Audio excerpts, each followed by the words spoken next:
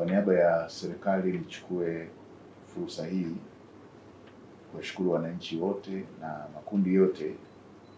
ya kijamii hapa nchini kwa kuendelea kudumisha muungano hapa nchini na kwa kushirikiana na serikali katika kukuza umoja, mshikamano katika kuleta maendeleo na kukuza uchumi wa taifa letu. Kama ilivyoelekezwa na serikali, maadhimisho ya sherehe za muungano miaka 62 kati ya Tanganyika na Zanzibar kwa mwaka huu 2026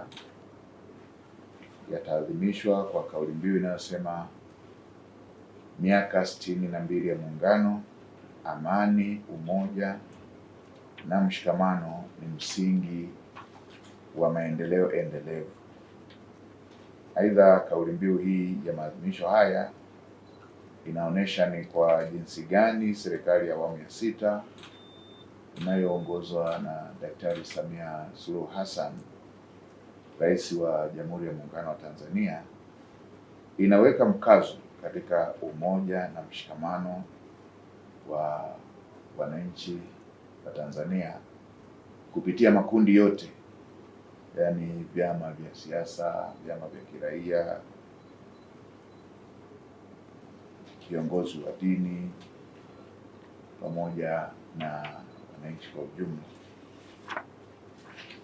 Maadhimisho ya sherehe za miaka 62 ya muungano yatafanyika katika ngazi za mikoa yote nchini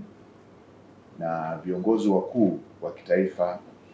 watafanya shughuli za kutembelea, kuweka mawe ya msingi na kuzindua miradi ya maendeleo. Aidha, kwa upande wa wakuu wa mikoa imepangwa pia kufanya shughuli za kutembelea, kuweka mawe ya msingi na kuzindua miradi ya maendeleo pamoja na kushiriki katika shughuli za usafi wa mazingira, kupanda miti na kufanya maadhimisho ya michezo mbalimbali. Hivyo basi, serikali inaomba wananchi kushiriki kwa pamoja katika shughuli hizo ili kujivunia na kuweka sifa ya kipekee katika namna ambayo tutaendelea kuenzi muungano wetu wa Tanzania.